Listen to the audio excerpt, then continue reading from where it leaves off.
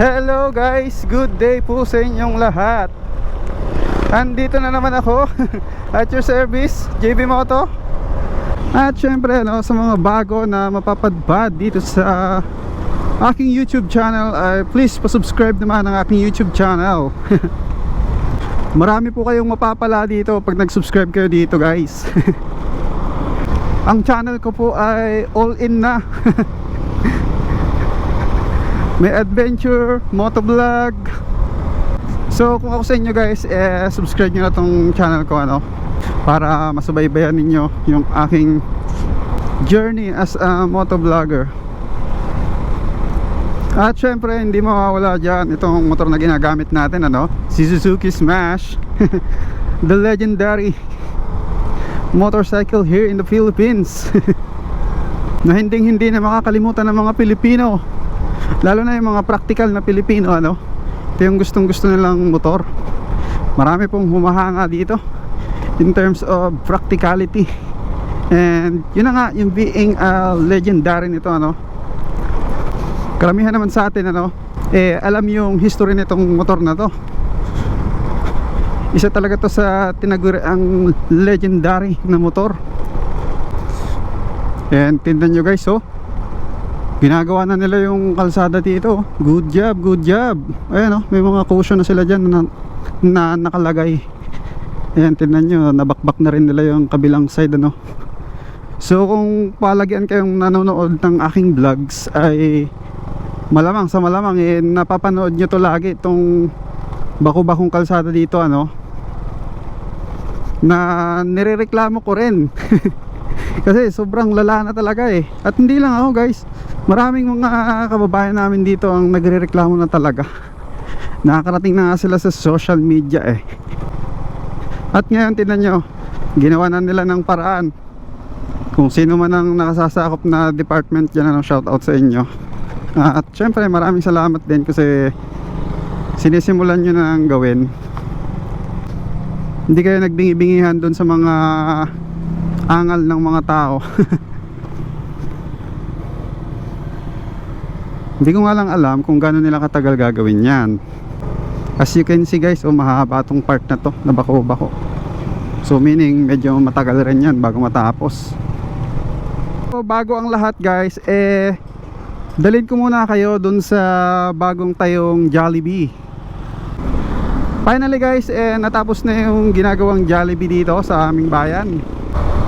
So masayang masaya kaming lahat dahil meron ng Jollibee dito. Nandito na sa aming bayan ang Bida ang Saya.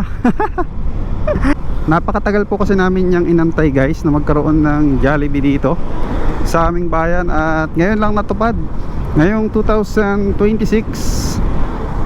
And sakto nandito tayo sa may Labo Bridge. Kung matatandaan ko guys, nung bata pa ako, nung maliit pa talaga ako, ang original na Jollibee dito dito guys dyan sa may na yan, dyan sa may part na yan, dyan yung makeshift lang na booth ng Jollibee noon. At nandito na nga pala tayo sa sentro ng bayan ng Labo. At yan guys, punta lang tayo dito sa bagong tayong Jollibee nga, yung sinasabi ko sa inyo kanina. At nandito na tayo, malapit na tayo Ayan na yung signage nila na pagkalaki-laki. Ayan drive-thru. Diba? Ayan So dati kasi nagtayo sila dito ng parang yung truck lang, habang nung ginagawa pa siya ngayon tapos na, kaya wala na yung truck doon. At tignan nyo naman guys ang ganda, ang lawak ng parking niya, saka yung building niya mismo, ang lawak May pa may terrace pa siya. Oh my god Saka yung design nung nung building niya talagang moderno, hindi kagaya ng mga typical na Jollibee. Saka medyo nakakapagtaka kasi medyo malaki yung yung building niya. Bukod sa maganda yung design, malaki yung niya, malaki yung building niya mismo. So ibig sabihin makakapag-accommodate siya ng mas maraming customer. Sa diet po kasi guys meron ng dalawang Jollibee. Yung Daet ay yun yung parang sentro ng aming lalawigan, ano. Kumbaga yun yung bayan na kino-considered as malapit ng maging city. Kumbaga sentro. Siya yung capital town. And alam niyo ba guys, meron sana akong nakaplanong vlog ngayon, ano. Nakakapanghinayang nga po guys eh. Kaso guys, merong nangyaring hindi inaasahan. Kasalanan ko rin naman. Naiwan ko po yung 2 battery ng GoPro. Oh my god. Sa dinami-dami guys ng makakalimutan ko, yun pa talaga, no? Isa sa pinaka-importante. Nawala sa isipan ko kaninang mag-check ng mga gamit eh. Yun ang isa rin sa mga mali ko guys, talaga sa pagbablog, yung preparation. Lagi akong natatalang sa preparation. Kagaya na nga nito, ano, naiwan natin yung battery na which is kung nag-prepare lang sana tayo ng maayos, hindi mangyayari yon. So ngayon medyo naiba tuloy yung plano ko sa vlog natin ngayon, ano. Dahil doon, ang ganda pa naman sana ng pupuntahan ko. Ang mangyayari sana ngayon guys, adventure ride. Meron tayong pupuntahan na medyo malayong lugar. Yun guys, yung tinatawag dito sa amin na Sea of Clouds. Medyo malayo siya dito sa bahay namin. Mga nasa 50 kilometers din. Ganun siya kalayo. At base sa Google Maps, 1.5 hours ko siyang tatakbuhin. Ina-average speed Siyempre yung estimate naman ng ating Google Maps laging ano yan, average. So siguro dahil medyo mabagal tayong magpatakbo, medyo matagal-tagal pa ron, ano? Siguro abutin tayo ng mga kulang-kulang 2 oras. Pero yun na nga, sa hindi inaasahang pangyayari, ano, naiwan ko yung battery ng GoPro ko. At isa lang yung natira, siyempre yung nakalagay dito sa camera, wala.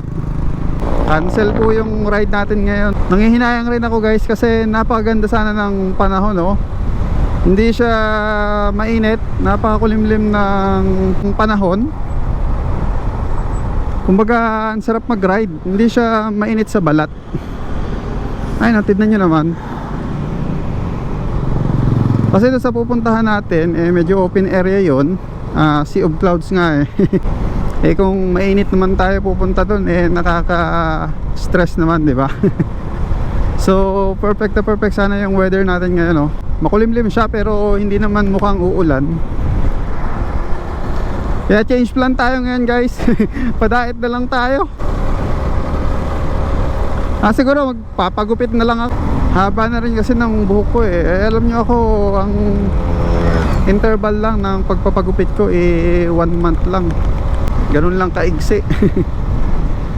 Gupit ko lang naman kasi guys, ano lang trim lang.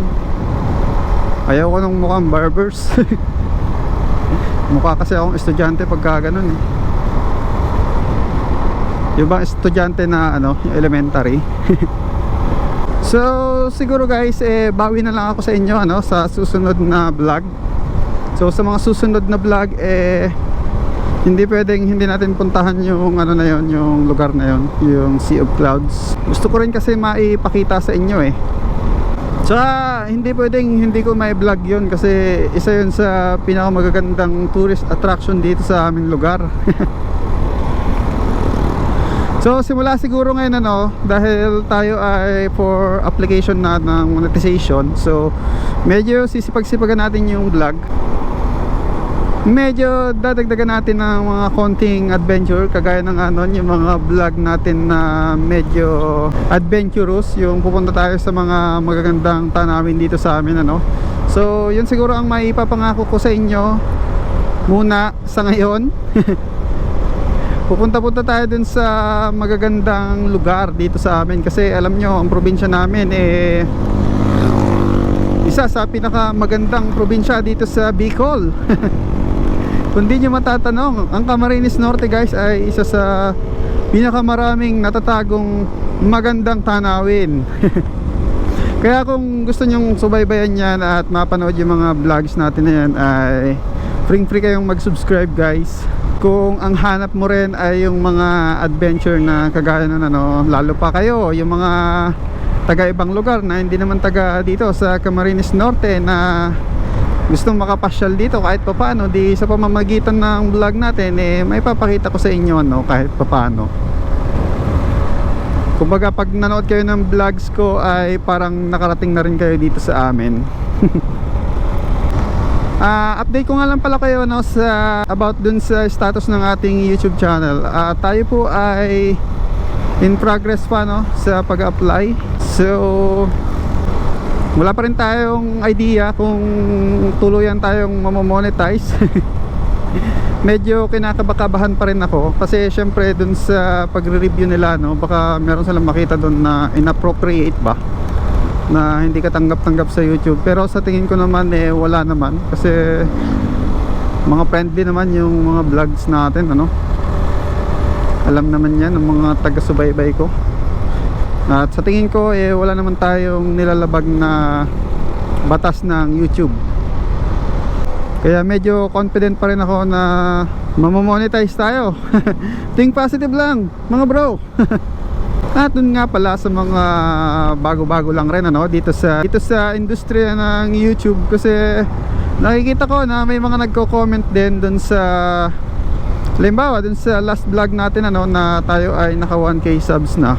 Meron din mga pailan-ilan doon na kagaya natin na mga small YouTubers na gusto rin ma-meet yung 1k subscribers. So advisean ko kayo na kahit tigka-kaunti lang ano, masasabi ko sa inyo guys, idiretso nyo lang yung pagbablog nyo, huwag kayong hihinto. At wag kayong mawawalan ng motivation. Dapat dito sa YouTube ay kahit paano dapat meron kayong motivation. Kahit anumang motivation yan, basta something na nagmo-motivate sa inyo to go through. Okay na yan guys. Kasi ang marating yung first 1,000 subscribers mo, sabi ng iba, yun daw yung pinakamahirap na part. Yes guys. At parang totoo yun, parang gusto kong maniwala doon. Kasi yan yung panahon na hindi ka pa kilala, hindi ka pa sikat. So yung chances mo na makakuha ng views ay talagang napakaliit guys. At kung medyo mahina-hina ang inyong work ethics, ay may possibility na mag-quit ka kaagad. Kaya I highly advise na dapat may motivation ka dito. And syempre dapat mahal mo yung ginagawa mo. Basic yun guys. Dapat nag-enjoy ka every part of it. Like dito sa akin, nag-enjoy ako sa pag-iisip ng idea kung ano ba yung mga i-vlog ko. Nag-enjoy ako sa pag-shoot ng video, especially yung ganito ano, yung pag-ride natin. Nag-enjoy ako dyan. Then pagkatapos naman natin mag-shoot ng video, syempre kailangan natin yung i-edit, which is masasabi ko ay isa sa pinakamahirap na part sa pag-vlog. Pag ikaw ba yung nag-e-edit ng vlog mo ano. Saludo ako dyan guys sa lahat po ng mga vlogger na sila yung nag-e-edit ng sarili nilang vlog. Believe na believe po ako sa inyo, kasi kagaya ko rin kayo guys. Nararamdaman ko yung hirap ng pag-e-edit. Grabe. Yung iba kasi guys na content creator or mga vlogger, talagang kumukuha sila ng kanilang editor. Sa case naman natin, nagsisimula pa lang tayo, hindi pa naman natin afford na magbayad ng mga, especially yung mga professional na editor ano, yung mga magagaling talaga. Wala pa po tayong budget dyan. And again, sa mga kapwa ko small YouTuber dyan, ay laban lang tayo guys. Huwag susuko. Especially kung may pangarap kayo no, dito sa YouTube, tuloy-tuloy nyo lang yan guys. Huwag kayong hihinto, huwag kayong madi-discourage. Malay nyo, may nag-aabang palang future sa inyo dito ano. Malay nyo, ito na pala yung chance nyo na mabago yung buhay nyo ano. YouTube na pala yung sagot sa matagal nyo nang pinapangarap. And nandito na nga pala tayo sa expressway ng aming probinsya. Nasabi ko siyang expressway kasi tignan nyo naman yung vibe nya. Napakalawak, tapos may palayan sa gilid. Tapos yung kalsada, tinan nyo, 4 lanes. Nakakalimutan kong banggitin sa inyo kanina, no, habang nag-vlog tayo dun sa may tapat nung Jollibee. Related kasi siya doon. Di yun na nga, no, guys. Di kabubukas nga lang ng Jollibee dun sa amin, ano. Nung Friday lang yun and linggo ngayon na tayo ay nag-vlog. Talagang dinagsa, guys, ng tao. Grabe. Siksikan talaga. Literal na hindi mahulugang karayom. Ang daming mga vlogger na nag-vlog nun. At di syempre mga vlogger yon, ipopost nila yun sa kanilang mga page, ano, especially sa Facebook. At merong nag-comment na sinabi nila na bano daw yung mga taga-Labo, which is yung mga taga sa amin na nga, no. Taga-Labo po kasi ako, guys. May nag-comment ng ganon. Bano daw, taga-bundok daw ang mga taga-Labo. Yun yung sabi sa comment. At ang daming mga influencer, ano, yung mga vlogger na nag-react doon. Oh my god. Sino ba naman ang hindi magre-react? Hinahamak sila hinahamak yung bayan namin. May mga ganun talaga may mga gusto lang talaga magpa-epal kasi alam nyo, trending na trending talaga yung Jollibee na yun. Kasi hindi sila makapaniwala na magkakaroon ng Jollibee dun sa bayan namin. Na ganun pa nga, ang laki-laki, ang ganda-ganda ng design, ganda ng pagkagawa. So kahit sa akin, guys, sa part ko medyo nasaktan ako doon sa sinabi na yun, no? Nung nag-comment na yun na taga-bundok daw kami, na banu-banuin daw kami sa Jollibee. Kumbaga ang tema parang ang gustong palabasin parang ngayon pa lang kami nakakapasok sa Jollibee, parang ganon. Ako naman, guys, ang masasabi ko naman doon, about doon, syempre medyo masakit rin, ano, sa part ko kasi taga doon din ako taga Labo rin ako At kung makikita na hinahamak-hamak ng mga ibang tao yung bayan ko, syempre mahal ko yun. Yun yung aking bayang kinalakihan. Yun yung kumupkup sa akin, yun yung nagpalaki sa akin, yun yung nagpaaral sa akin. Tapos merong epal na biglang tatarantado, ano, na maggagaganon, talagang kahit ako magre-react doon Kaya naiintindihan ko yung mga kababayan ko na nag-post about doon, ano. Galit na galit sila, guys. Hindi nila matanggap na sinabihan sila na bano. Normal reaction lang naman talaga yun ng tao pagka ganon Kaya naiintindihan ko yung mga kababayan ko na nag-react about doon. Para sa akin naman, normal naman kasi na dagsain yun, guys. Kasi opening yun Saan ka nakakitang opening na napaka-boring, di ba? Lalo pat Jollibee yun. Isa yun sa mga kilalang prangkisa dito sa bansa natin. Isa yun sa mga successful na business na nire-respeto natin at kilalang kilala sa buong bansa. At talaga namang sinuportahan nila yun sa pamamagitan nga nun, ano, ng pagdagsa dun sa opening. Tapos gaganunin lang ng mga taga-ibang bayan, ano, sasabihin lang ng bano. Saka para sa akin naman kasi, guys, opening yun Alam nyo ba, pag naglalabas ang, halimbawa yung Apple, ano, naglabas sila ng bagong iPhone, di ba, gabi pa lang halos pinipilahan na siya.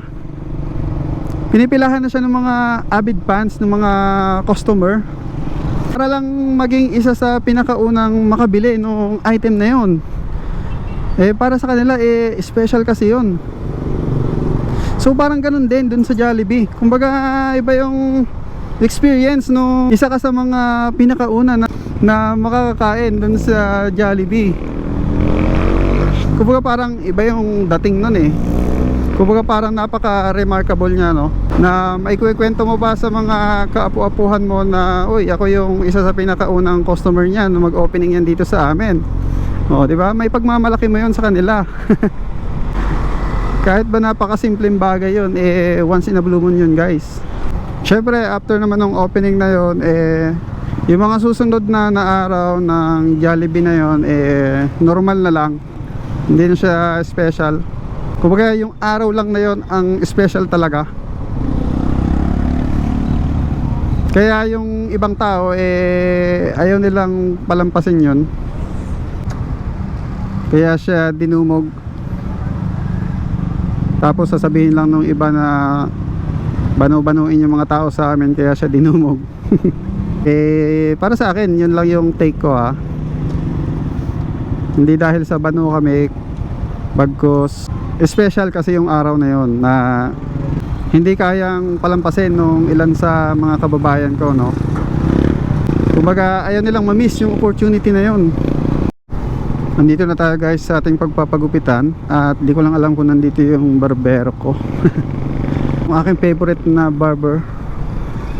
I think andito siya, kaso ang daming tao. So siguro pipila tayo, no? Liko lang tayo. Ang galing lang kasi bukas sila ng linggo. Karamihan sa mga barbershop sarado na pagka ganitong linggo.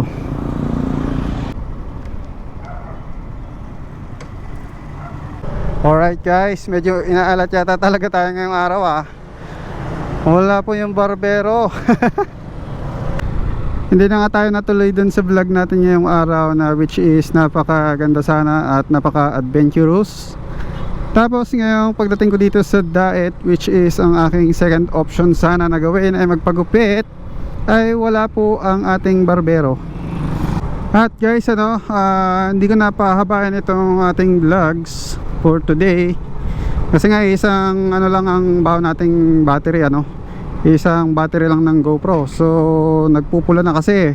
So bago pa man tuluyang maubusan ng laman, ay ito na, magpapaalam na ako sa inyo. So hanggang sa muli guys, hanggang dito na lang muna ang ating video. Ako si JB Moto na nag-iiwan ng isang ride safe sa inyong lahat guys, and peace. Bye bye. Abangan nyo nga rin pala guys, muntikan kong makalimutan sabihin sa inyo, yung ating bagong gulong saka yung sprocket natabunan ng mga vlog. Nabanggit ko sa inyo ng mga nakaraang vlog natin na i-review na natin sila, pero hindi po natin magawang ma-vlog at ma-review. So humihingi po ako sa inyo ng paumanhin about that matters, Pero huwag kayong mag-alala guys, soon ma-review rin natin yan. Medyo na-busy lang talaga ako at meron tayong mga vlog na kailangang i-priority. So yan guys, hanggang dito na lang. Bye bye.